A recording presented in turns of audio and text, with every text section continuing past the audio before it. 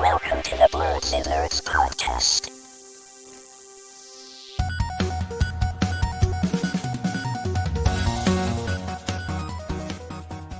Hi, everyone. Hi. Welcome to another episode of the Blerdsnerds podcast book club. Woo. I'm Shannon, And aka I'm Mel. Poodle Girl. What are you talking about? Please ignore her. Bad vibes, Shannon. I'm sorry. I'm sorry. You're not poodle girl. Can everyone comment how lovely Shannon's hair looks? She thinks she looks like a poodle, and I disagree. Okay, anyway. We're almost at the end here in the home stretch. Only 10 chapters to go after this. All I have to say is keep your hands and feet inside the ride at all times because this ish is crazy. These last 40 or so chapters have turned into.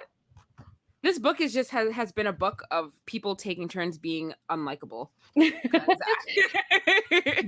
the pettiness never seems to end. I've gone through phases of disliking everyone in here. Every single person at a certain point. Here. Except for maybe Rowan, honestly. I think he's the only one who I don't dislike because we already knew his character. And if anything, we'll talk about this, but he ends up being what I think better. And I'm like, who knew? Rowan. I mean, in terms of like the main characters, so like Zeely, Inan, and Amari. I've went through phases of disliking all three of them equally as bad. Yeah, true. And with that, shall we jump in? 61. Yeah, I'm just trying to work my way back there. I need to get into a habit of taking notes. This is why I'm not a good studier. I can start. So basically, this is the Amari chapter. And Zeely, as we said before, is against her plan. And so Amari feels like since Zeely is against their attack, that the command of the Ayika falls on her, which I don't know. I think that she's putting a law on herself and not enough she wants to save everybody, but she doesn't always realize she has like a team that can help her and stuff. So she's kind of wanting to take the reins, and she is taking the reins, and she's like, it's all on me. Yeah. I didn't even realize this part of the book seemed like it was happened so long ago. I thought we talked about this already. We didn't though. It kind of dragged on, but yes, I agree because I'm looking at this and I'm like, after reading everything that's happened, I'm like, wait, we have to go back to talking about how much okay, cool, yeah. So they're basically making their plan of attack. And they're planning, and then Amari is so full of energy and hope because people are finally listening to her. Yay! But her judgment cannot be trusted, as we learn later in the book. Yep. Also, nobody knows yet that Zeely's the reason Mazelli died was because of Amari. So she's still conflicted on it's funny because she wants to have everyone like her, but then she's like, would they like me if they knew I did this? But it's like, you're obviously not making good judgment calls if you just always are conflicted about your decisions after the fact. So yeah, no one realizes that it was her. It was, but nobody knows. It is a secret. Yeah. And then they rope Zayn in to help them figure out what is it where they're gonna go? Ibadan? Yeah, I think that's how you say it. And so they try to just ask him about what's the area like, because none of them are familiar with it, and he points to the lake that's north of the village center and just said him and Zeely used to swim there as kids. If they go deep enough, they can reach these underwater caves, which will take them underneath. And basically that's kind of how that's his 2 cents into helping. Yeah. So they are planning, and they basically come up with the plan, and then they're just gonna have a party tonight to celebrate, because most of them they don't know what's gonna happen tomorrow, really.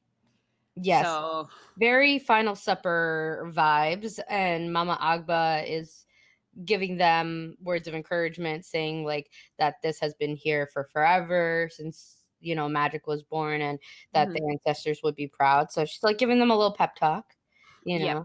And yeah.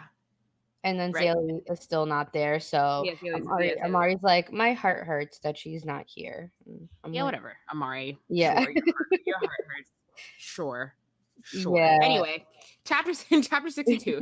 Everyone's drinking and having fun and declaring their love for each other. Blah blah blah. Yeah. As we see here, this is in my opinion, this is Amari's last likable chapter before she becomes a monster. Yep. Yeah, we see a cute moment. Actually, not a cute moment. It's finally her and Zane's little rated R moment, where they finally have their way with I each will other. say too, she says in at one point, more memories to fill my mind as I drift through the crowd. I wonder if he would be proud of what I've done, the ruler I've become. I said, nah, don't think so. All your decisions just like don't work. If he actually knew, he wouldn't. But yes, that aside, they do get frisky. Yes, they do. And then, like a bandit in the middle of the night, she leaves him to go plan her evil backup plan with Jai. Yeah. Oh, actually, that doesn't happen in this chapter. Sorry. They tell But each it other does happen. They tell each other that they love each other. Cute, but too bad I hate you after this, Amari, so I don't really care. Leave that boy alone. You're evil. I know. He's such like, I mean, we don't know too much about Zane and his thoughts and stuff because he doesn't have any chapters, but he's just at like his heart just seems too good. Yeah. Too good for Amari's descent into madness. Yeah. Then in the next chapter, we get a peek into Zaylee's thoughts and ideas and how she feels. She's standing outside the dining halls or the dining hall doors, and she's and she's like wondering what this like what the fuck she's even doing there. And I actually found out so she's thinking a lot of Mazzelli and how happy he would get when they would cook suya, which I didn't know what that was, but I figured I'd look it up. And it's a spicy meat skewer, popular in West Africa and Sudan. So that sounds good. Yeah, it looked really delicious. So, yeah, and she basically just has a lot of memories of him, and she's just very sad and doesn't want to join this party. And then who comes out of nowhere? Out of nowhere comes in Rowan.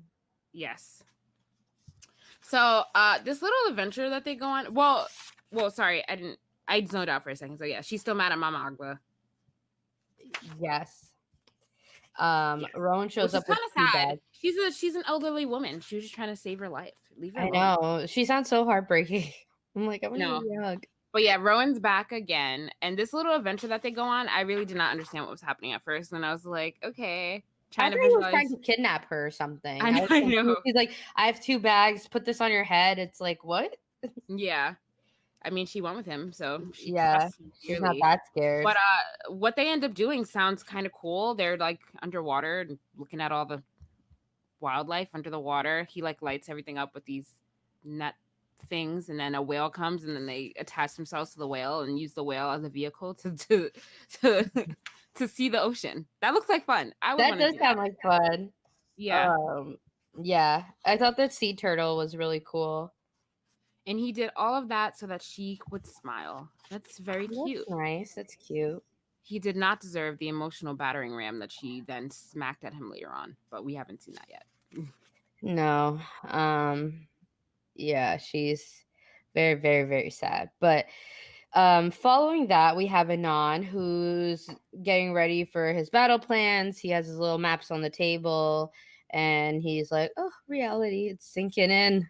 And so they have troops stationed outside of Lagos. I think it's really interesting the parallels between what's going on like at the palace and then back at the sanctuary. It's like 2 different things. One is like celebrating, even though they know they're going to go into battle the next day, and then one is planning it out and more of like the like trying to station people where they need to be and like kind of stay there all night. So, but he and Mother out of harm's way because got to protect the king and queen. So, and Mother, who we learn is just she's so evil. Oh yeah, this is where we learned that basically the raid was her fault. Like she started that attack. Yeah. She started that attack in order to, because she started that attack in order to make sure that the Magi would never make it into the kingdom, which is pretty evil. I'm trying to see if this is kind of cliche. I don't think so. I don't think I saw that coming. I didn't see it coming that she started the raid. My question is, I wonder if we're ever going to get history as to why she hates it. Like, we know why the dad hated them so much, but why does the mom hate them so much? I don't know. And honestly, I thought that the father was like, what was the mother's role before she married the king? Because wasn't he married to somebody else?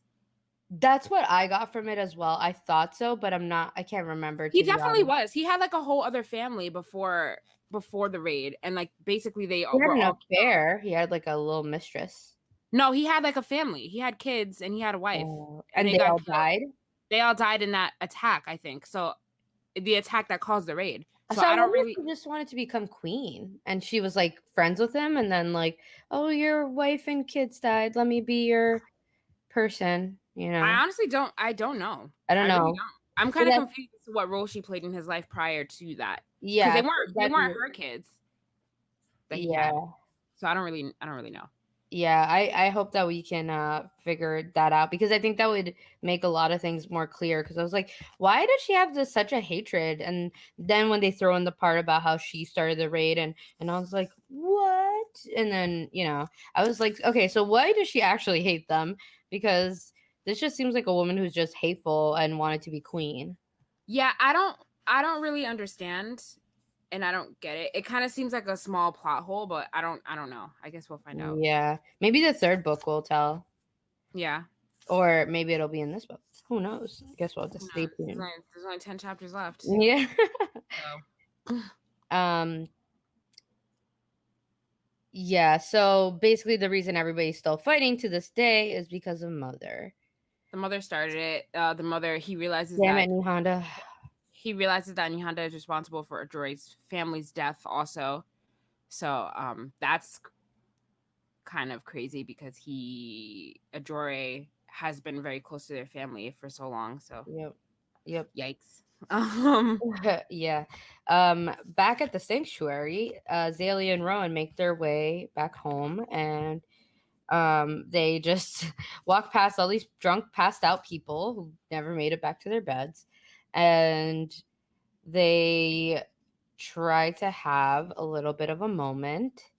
And they try to. So Zelie knows it's wrong, but she lets herself in. She lets herself go there with him anyway. But Zelie has a little PTSD. So when he he touches her scar on his back, she snaps at him basically. She called him a monster. She's like, I fell for a monster once. I can't do that to myself again.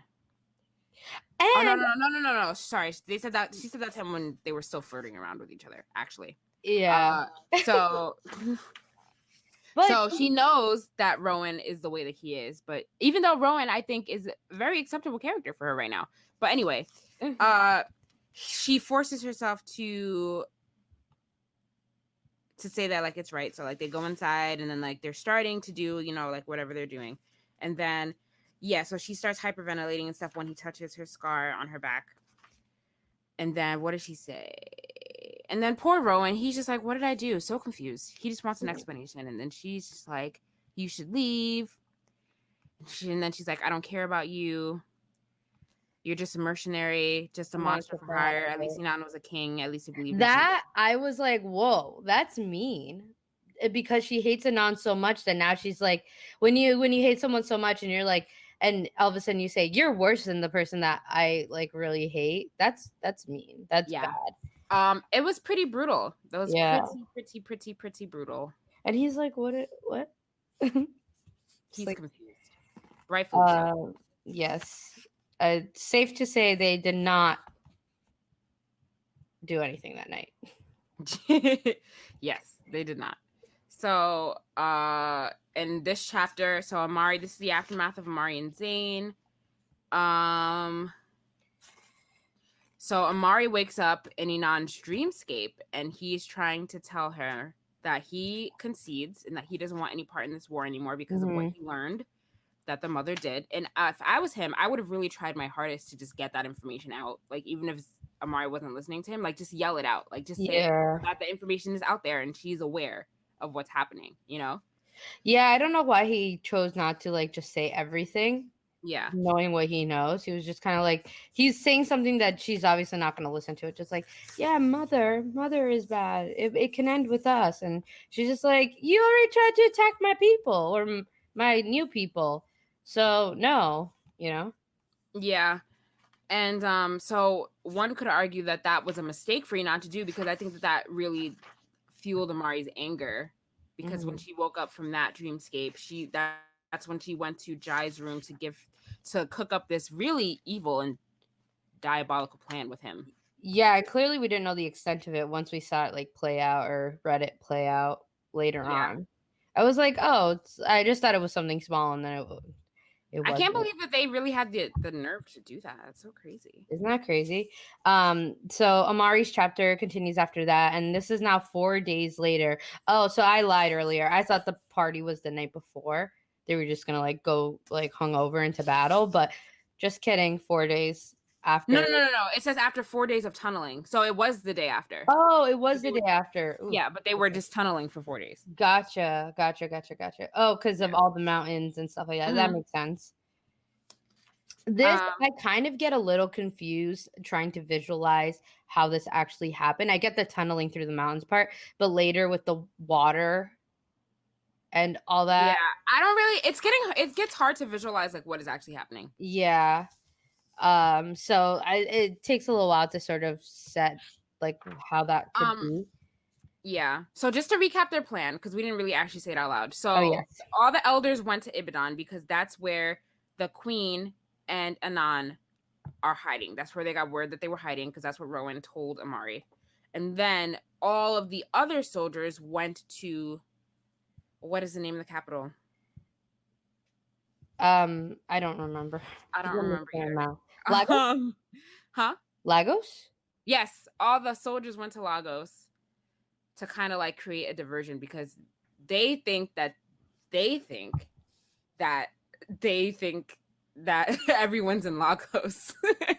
Wait, who thinks is in Lago? The IKEA think that the kingdom thinks that they think that everyone's in Lagos. Maybe that's why I got confused. I'm confused where.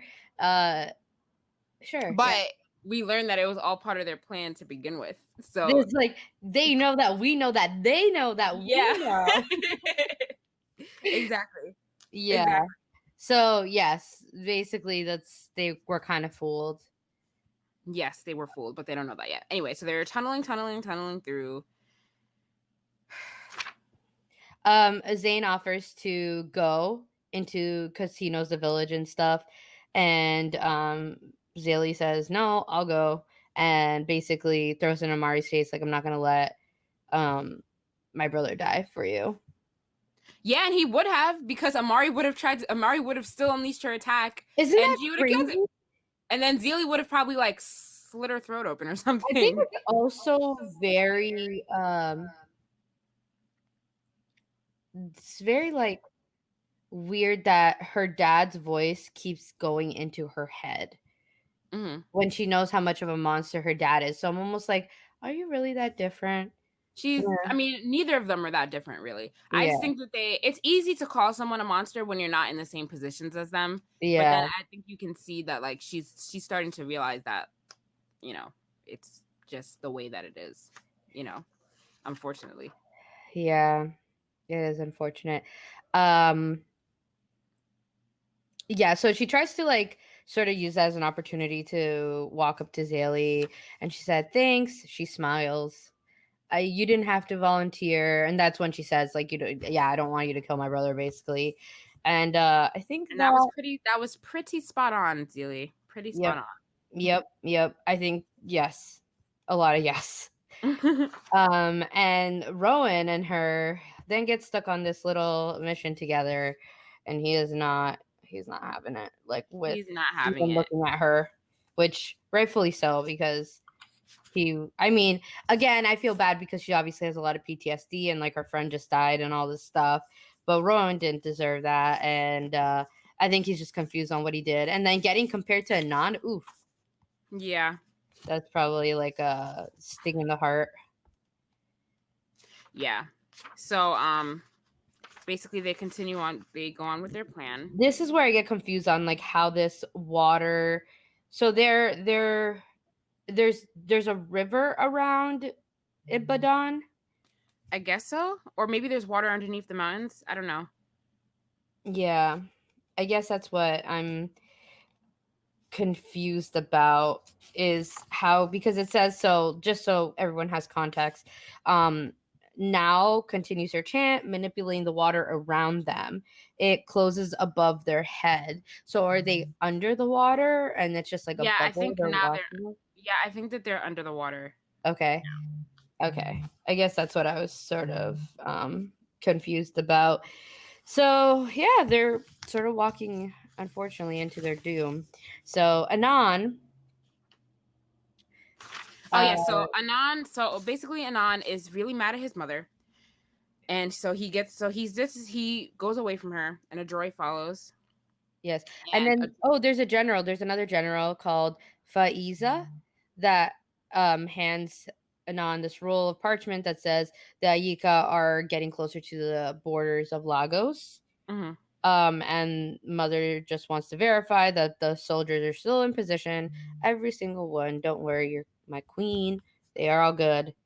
And then Anon is like, I need air, and not trying to make eye contact with the Ajore because of what he knows now about his mother. Yep. So Anon goes away. And then he gets he thinks who's at the door. So basically, I'm guessing he goes into like another room or somewhere to get air, because it says that the door handle like groans behind him, and he thinks it's his mom. So I think at this point he was going to try and like stick up and say, Mom, it's over, like this doesn't have to happen. But instead it's Ajore, and he's like, oh, I'm so sorry, I thought you were my mom. And he was like, he tries to tell Ajore that we need to call off this attack, that this war has just gone too far, and Ajore is onto him. And at this, like, we find out, there's reasons as to why he knows that he is starting to catch on to what he knows. It's a lot of like it's a lot of that again. Yeah. Well, Ajore knows. So basically he overheard them when Nihanda was telling him like what she did. He overheard, and Ajore now knows that their family is responsible for the death of his family, even though Inan didn't really have anything to do with it, just because it's his mother. I think he's just clumping them both together. Yep. I think because he knew the information, and maybe like he hadn't told him about it yet, or he's like, why won't you look at me? Yeah, he's like, tell me, I know you know that I know that. Yeah. Anyways, basically Ajore wants to kill Nihanda, and Inan, again being an idiot, his mother obviously has to die because she's evil, is trying to stop him from going to kill her. I just don't get it. Stop, Inan, just stop. Why is he so like about his mom? I mean, maybe it's because his mom's living, but was his mom ever really a good mom? No, whatever. She deserves to die. Just let him go. Let him go get vengeance for his family. But anyway, they start to fight, and then sorry, go for it. They don't really start to fight, not yet, but Ajore is basically trying to stop him from leaving. Yeah, and then Inan pulls the dagger out of his belt. Yep. Because I'm guessing he wanted, I don't know what he was trying to do. Also stop him, because what's his face? Ajore has the sword to his neck, so I'm guessing he's pulling out his dagger. But then, lo and behold, Ajore also has powers. Plot twist. Yep. Somehow he has powers, and yeah. I'm just surprised they didn't see this sooner when they were in all sorts of other kinds of danger. It's interesting because Anand's powers also haven't worked when they needed, like during battles or anything, or like to protect himself, and neither has Ajori's. Well, I think Ajori didn't want anyone to know that he was a Titan. That's why we didn't know until now. Yeah, but I think that like even when he was put into the most danger, he just didn't do anything. Yeah, because I don't think he wanted to use his powers at all. Yeah. I don't think that he kind of touches on that later. I don't think it's because his powers weren't working. It's just because I don't think he wanted to even use that part of himself. Yeah. From there, Zaylee and Rowan are still under the cave or underneath, going through the water. Now is still, doing all these what's it called? Oh my gosh. Like chants for the water, and she notices that Zaylee is not okay and takes the opportunity to ask her if they're okay. And that no one blames, her for Mazzelli, and that they all lost something when he died. And then she hears his voice in her head saying, "Don't be sad." But she is sad. And then Rowan takes that as an opportunity to dag that Nathan a little more and say, your soldier's a coward. She wants to run away. Don't expect her to fight for you when this is over. And they kind of go back and forth as they do always. Yeah, but Roman's not wrong. He's not right to say those things, but he's also not wrong. He's also hurt. And now is like, do you guys need a minute? Yeah. Now's hardly the time. Yeah, it's really not the time. Yeah. But then so then Rowan walks ahead, and then Zaylee sees that something's happening, a tiny spark of red above his black hair. And this whole explosion scene, I was trying to visualize, but I really couldn't. I don't know like where the explosions were coming from. I don't know like where they really are even. I don't know where the bombs were placed. I was very confused by the whole thing. I agree with that. I had trouble visualizing this as well because I was like boom, boom, boom. And then I don't know if it was like a row of explosions. So basically they walked into a mine. I don't think they I don't know if they walked into a mine or if it was just because the army, like was there. The monarchy was basically onto them and like knew what they were planning to do, so they probably planted the bombs there. I don't know. I don't know what caused it. So basically, and this is where I sort of have trouble visualizing as well because they're underwater supposedly. So does that break their air bubble? I mean, we kind of see that it does, but I don't know, because then she's stuck under a rock, but she's also choking. Yeah, I don't really know. Yeah, like she says the water fills her throat, and that the throat burns as she chokes. Well, yeah, I guess the spell broke. Yeah, because they were hit by an explosion. So. Yeah, but then she has a giant boulder on her leg. And so, but then she has. Yeah, she has a boulder on her leg, and she's like trying to like push it off, but she like can't. But then she hears these whispers deep inside of her, and her tears get in her eyes as she sinks into the floor because she can almost see her mom's silhouette in the darkness. Oh, you know why I don't remember this? Because I was kind of getting, I don't know why I was like getting not bored, but I was just kind of like, I think I was tired. I think I just floated right through this chapter. Okay. I'll take it from here. So she starts to see basically all her family silhouettes, her Baba and her mother's, and she hears Mazzelli's voice like say that what I cannot pronounce is like dragon. And so she even almost laughs. So it's like there was such a comforting feeling for her to have their silhouettes by her side. I thought this meant that she was potentially going to pass away. Like I thought it was almost like their version of the light, seeing the light, you know what I mean? Yeah. But yeah, so this is where I also get confused because I'll just read this the way it is. His light Mhm. reaches out towards me, a hand pulling me into the beyond. But when it hits, my second doesn't grant me aid, pulling me to the other side. He grants me a vision. So how long has she been under the water? That's where I got confused. It's like, how did this happen? Because I feel like you would kind of be drowning. It probably just all happened really fast. I don't Yeah. know. It probably just all happened kind of instantly, which I don't really know if that's true, but I'm just gonna guess that that's I what's think happening. the way it's written, it seems kind of like a slow motion, but I guess when you have to explain everything, it sort of seems like that, even though it's not. Um, basically, she has these visions, and yeah, basically finds out that they walked right into a trap. Um, she gets a song, like she hears Sky Mother's song, which vibrates through her skin. Mhm. And a warm embrace of death reaches for me as my lungs collapse.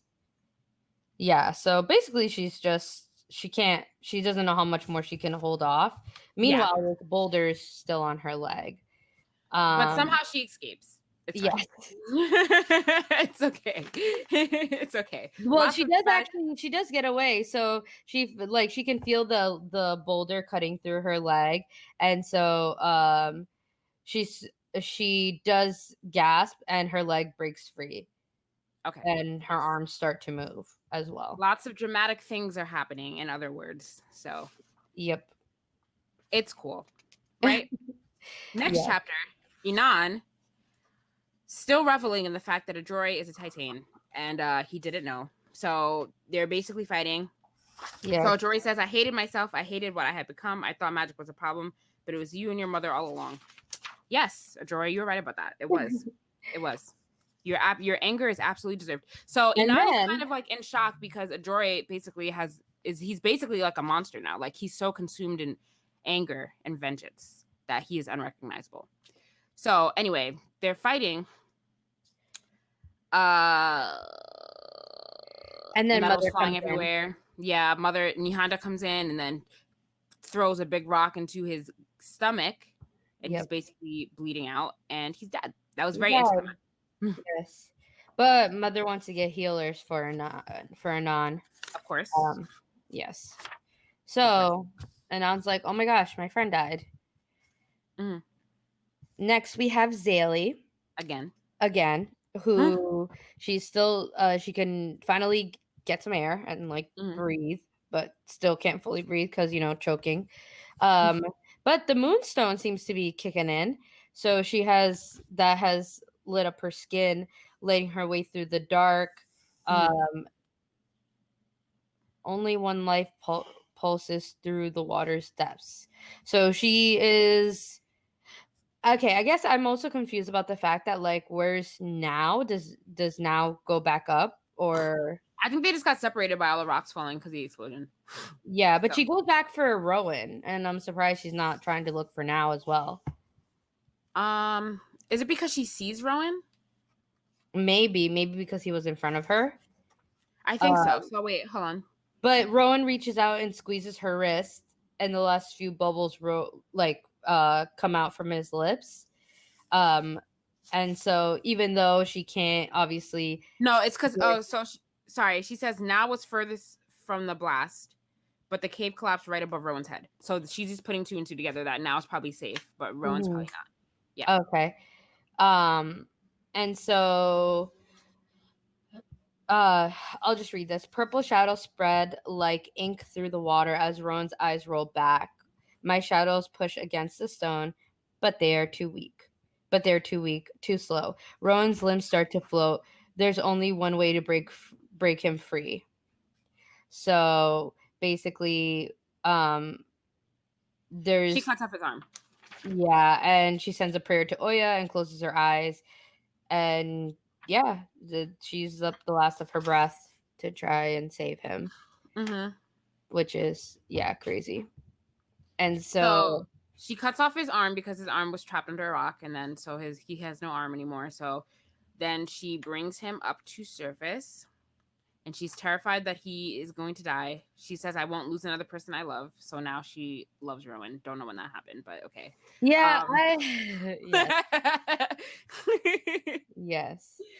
She basically tries to tell him to stay with her by asking what his mother used to sing, and he would said he started like humming it a little bit to try and keep him. She even slaps him in the face and says, "Keep going. What Yeah, would I you know. say?" I was like, it's a little aggressive, but I get it. It's like to keep him awake and stuff. Yeah. But his lips start to turn blue and his skin start to turn pale. And she's also now very sad that it's just not enough. Yeah. Yeah, it's not enough. So he's basically fading away. Yeah. But in order to save him, she goes through a last resort of using the Moonstone to tether their souls together. Yes. Which she should have learned that wasn't a good idea based on what happened last time she did that. Yes. But she's trying it again, and it's gonna cause a whole bunch of confusing things to happen. So we'll get to that soon. So now we're back to Amari. And this is so they're seeing the aftermath of the explosion, and Zane's like, I need to go after them. And Amari, being the sneaky little bitch that she is, tells Zane not to go after them because she knows what she's about to do and doesn't want him to get caught in the storm that she's about to bring. And very selfish, because what about Zelie? You know, acting like Zane is gonna forgive you if he sees you do that. Yes. Sorry, I just want to go back for my last statement. Yes, I forgot. Now does rise through the cave hole. Yes. And then she has the water bringing her. All right. Yes. Now comes back because she's alive. Yes. Yeah. So now comes back, and Amari tries to convince herself that Zelie is dead because now it's back and Zelie's not. So Zelie has to be dead. So okay, let me at least just attack. Yep. And meanwhile, Zane's like, he starts sprinting towards the cave's exit. And Amari's like, no, and he's like, he's not listening. He's just like running towards it. Amari uses her magic to kind of keep Zane from going after her. And then you see all these things going through her head from her father. Strike Amari, which she says to herself all the time, or she remembers all the time. And then she's like, I will be a better king. Zane's kind of just like, what are you doing? And it's a mess, really. Yeah, she tells him I'm sorry, and then she blows the horn for the attack to start, basically. Yeah. So in the next chapter, Zelie's carrying Rowan to safety through the mountains.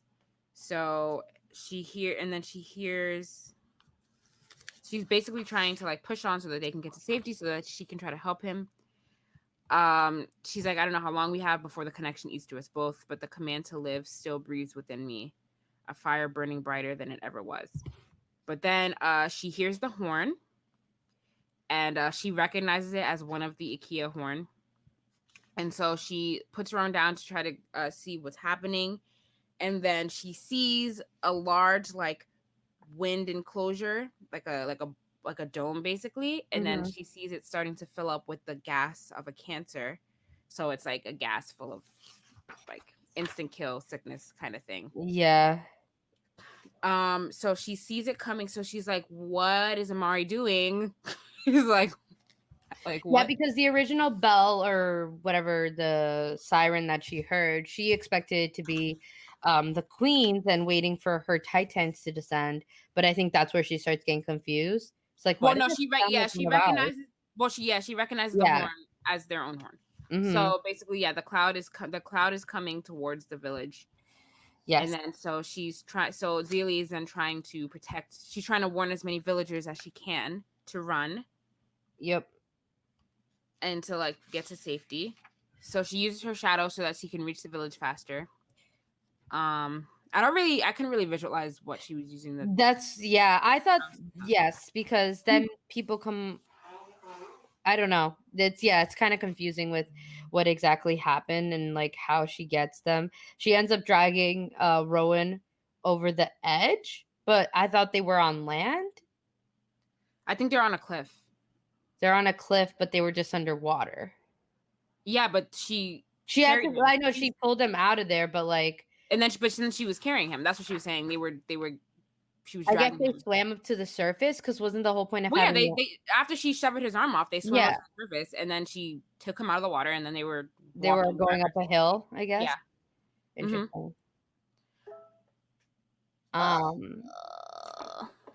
And then, sorry, 1 second. 1 second, guys. Okay, so. But yes, there's a toxic gas that's just coming through everywhere, which is the cancerous gas. The gas is only seconds away, and she starts seeing what it's doing to people. And for example, there's a woman who it hits the back of her head and she starts like spewing out blood, and her skin shrivels and she basically turns into shrivelly skin, black. Yeah. And yeah. So basically they're putting the villagers are hiding in a well. And so yeah, one woman couldn't make it that fast to the well. She was carrying a baby. So That's so sad. The spirits were able to catch the baby, and then Zeely was able to make it into the well. So Zeely's safe for the time being. Yeah. And then we go to this well too is what I'm also confused about. Well, wells are usually pretty big. They're deep. Yeah, I was gonna say, do they just like fall in? Like, I don't know. So, and then we cut to Amari's pity party. I remember the morning after the raid as if it were yesterday. Oh gosh, I was wondering. Yeah, nobody feels bad for you that you just did this horrible thing. No, petty biatch. Yeah. So basically, Zane is like, "No, what are you doing?" He's thrashing around like a wild animal. He's like, "How could you?" Shannon. You want to know who she's kind of reminding me of? Who? Oh my god. Game of Thrones. Danny. Oh yeah. You remember when like she wanted to be queen so bad and everyone was like for it because she was going to be for the people, and then as she got closer to being for the people, she just became like evil. Yeah. But I'm not saying Amari's becoming evil, but she has those tendencies. I mean, she put a lot of people's life at risk that she was supposed to care for and love for, and clearly didn't put her trust in these people so that they could trust her. But that's who she kind of like reminds me of right now. Yeah. So Zane is kind of just like, how could you? But, you know, all Amari's consumed about, like, she's just, like, ignoring the pit. She's like, I try to ignore the hollow pit in my chest. I won the war. First of all, they're just assuming that they won. But, like, it didn't even occur to her that they might not even be there. Yep. So it's kind of just like, what? Yeah, she's like, her sacrifice is allowing us to win this. First of all. I know. She didn't know she was going to sacrifice herself for you. Yeah, I think it's safe to say she potentially lost all her friends. Yeah, basically, obviously. Yeah. But what about Jai? Are people gonna get mad at him too because he's the one that did it? He's the one that put the cancer. Yeah, I don't know. In the bubble. But I feel like he wouldn't have done it if Amari never would have went up to him, and they've all been like not Team Amari for a long time until they were like partially Team Amari, and now they're back to no Team Amari. Yeah. Yeah. So she's like, let's go. She gets on her Cheetah and she's like, a new kingdom will rise from these ashes, a kingdom worthy of these sacrifices, but no elders follow my lead. They all stand still in shock. Shocked that I don't have the luxury to feel. And then she was like, they'll understand in time. No, they won't. What does that even mean? That sounds like just something you say to make yourself feel better. Yeah, but like, no. Yeah. So Zaylee's eyes open. She doesn't know where she is. She's no. So wait, but like, I just want to read this part where Amari is just so sure that Zaylee's dead. So she's like, I pushed away the weight I could never bear. If Zaylee were alive, she would have returned with now. The monarchy killed her with their explosions. No. You know what happens when you assume things. Yeah, and she like I said, she's already having this like narrative of like what she's gonna tell people about Zaylee, like, oh, she died, but it was for the good of like the world or their area, wherever.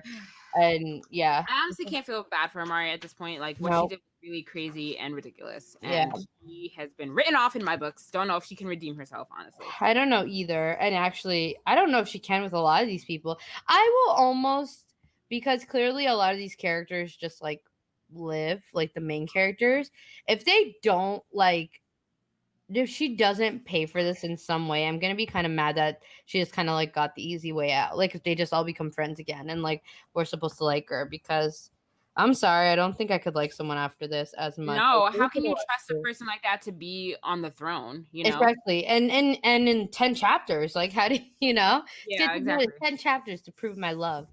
Exactly. So Zelie wakes up. She's like, "What's going on?" So she realizes that they survived the attack. And she's getting pulled out of the well, and she kind of sees all the destruction that has happened due to Amari. Yep.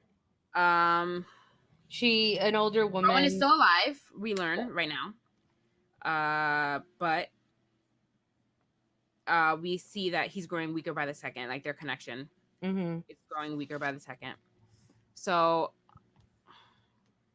this woman knows who she is, which is kind of interesting. Yeah, well, yes, that is kind of interesting. Oh, because and then we find out that because she knows her mother. Yes. Yeah. So Amari rides into the square, basically. Oh well, first of all, a little girl that was in the well gets out of the well and she sees that her father's dead, and then that's so sad. Very, very sad. So Amari rides into the square, and then she is in shock because she sees a message written on a mountain and with paint, I guess, that they conveniently have. I don't know how one writes a message on a mountain, really. And yeah. So basically the message says, "We have your army, surrender or face their execution." What does that mean? We have your army, though. I'd be the confused. Army that went to Lagos. Oh, gotcha. That's right. I forgot that happened. Yeah. So they realized that's when they realized that they were kind of onto their plan the whole time. So they have the army. None of the elders were there to defend them, which now that I think of it was kind of stupid for all of the elders to go. So yeah. Oh my. And then she says, because they were so sure that their plan was going to work, and they didn't really think or even consider the fact that they might know that they are doing this. Yeah.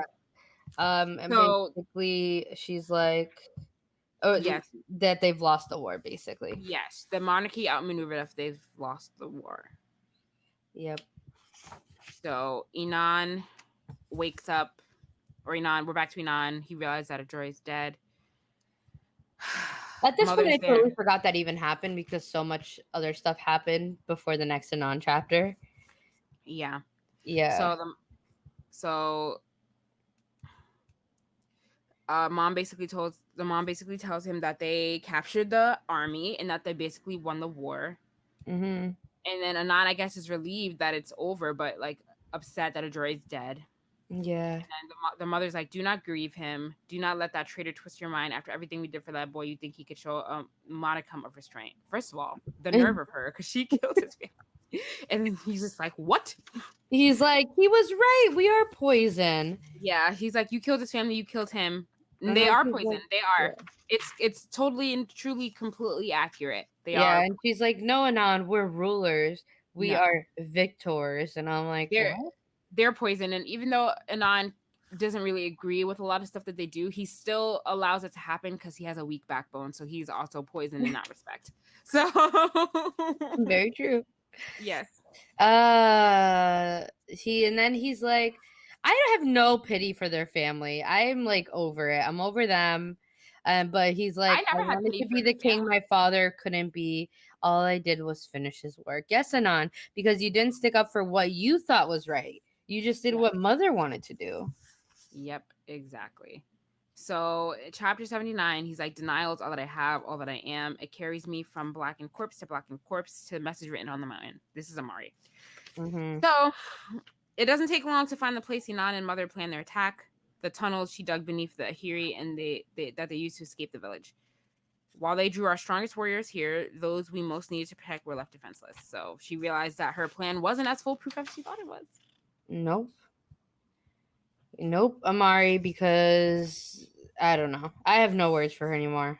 Yep. So Zane comes into the village center and he's very relieved that Zil is alive because he thought that he was dead. Yep. And then she realizes that if it hadn't been for Zealie's bravery, I would have killed more people. I would have killed her. Yes, you would have, Amari. Yep. So Zane hugs Zealie and Zealie locks eyes with Amari, and then Zealie is kind of has this fed up look in her face, like that's it, like they're really done after this. So she pushes Zane back and like comes toward her. And then she tries to reason with her. She's like, I thought you died.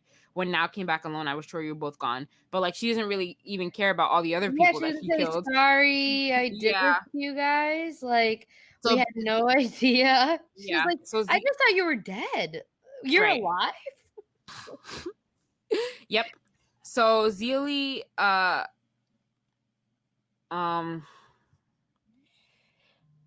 pushes. So like, she unleashes an attack on her. But she tries to unleash.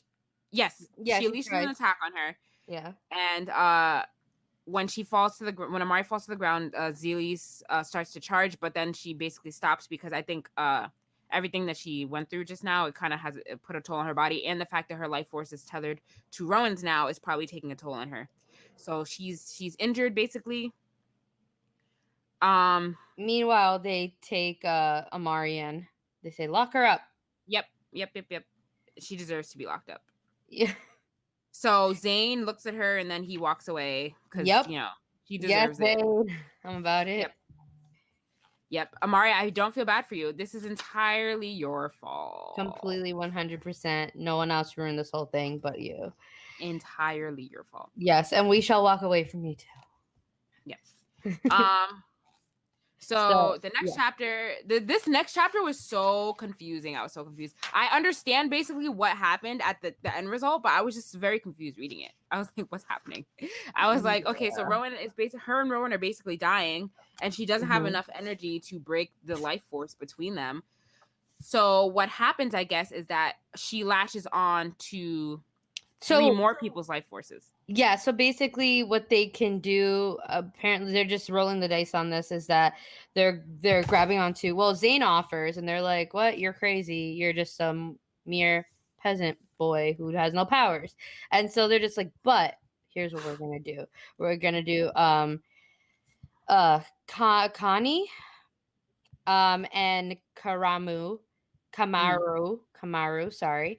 All 4 of them bind their lives together, and basically I think they're just suspended in the air for a little bit, and then once everything kind of goes through, the ribbons weaving through them. I thought actually the description of all their powers, and then Zane being white because like he is just human.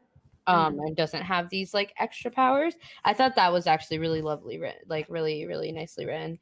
Yeah. But basically they all fall. So Zane falls to the wall. Kamaru tips over stone and table, and Connie falls to the floor. And I guess they just didn't know at first if it was like what happened, if it worked. And then they figure out that they do, and then they figure out how quickly this magic works. It's not even like they have to try. They said heal, and then they were healed. It was so quick. And and then they realized that they also have the extreme power to raise the dead. I wonder if they're gonna bring back Mazzelli. Can they do dead? Like not people who are just laying there who just died, but like people who have been dead. Maybe, but where is Mazzelli's body right now? Didn't they like? Well, that's what I'm wondering, if there's a way to do it without someone's body. That's true, but they would have to get back to him. Oh, without someone's body? No, I think that you have to actually lay your hands on someone's body. I don't think you can just. That's what we think. That's what we think so far. If you can just wish them back to life, that's a little much. I think that they at least have to come into contact with the dead. With said. Well, the thing is, Zealy does have contact with them. In terms of like their spirit and stuff. That's true, but I think you need to have contact with the actual body. That's what I was wondering. I don't know. I guess we'll see, but that would be kind of cool. Yeah. But then it'd be like, I mean, it'd be good for them because potentially she could get her dad back, but that would could also turn into a mess. But that would, they won't. Yeah, I don't know if it works that easily. Oh my god, can you imagine if the king comes back? I don't think it works that easily. I don't think it does. We'll see. Well, maybe. Yeah. So they begin bringing back the lives of the bodies of. They begin bringing back the villagers' lives, that died from the attack. And that is where we're at. And then she's like, with this kind of magic, we can rise the dead. we can raise the dead. We can bring our people back. Yep. So Yes. we'll see what happens in the last 10 chapters of the book. Home stretch. Woo! Oops, sorry. Just hit my Woo. laptop. Yes. As always, guys, this has been another great recap of the book. Yes. Next week is our last episode, last 10 chapters. Woo. Woo! So- Please take a moment, give us some love. All the likes, subscribes, and bell notifications and all that. That would be really lovely. We would Yes, really subscribe appreciate to it. our YouTube channel. The link to our YouTube channel is in our Instagram bio. So follow us on Instagram and then subscribe to us on YouTube Yes. and all that good stuff. Send us an email, give us your feedback, leave some comments, guys. Do all that good stuff. Yeah. Mhm. So as always, I'm Shannon. Hi, Mel. Thanks for listening, guys. Bye. Bye.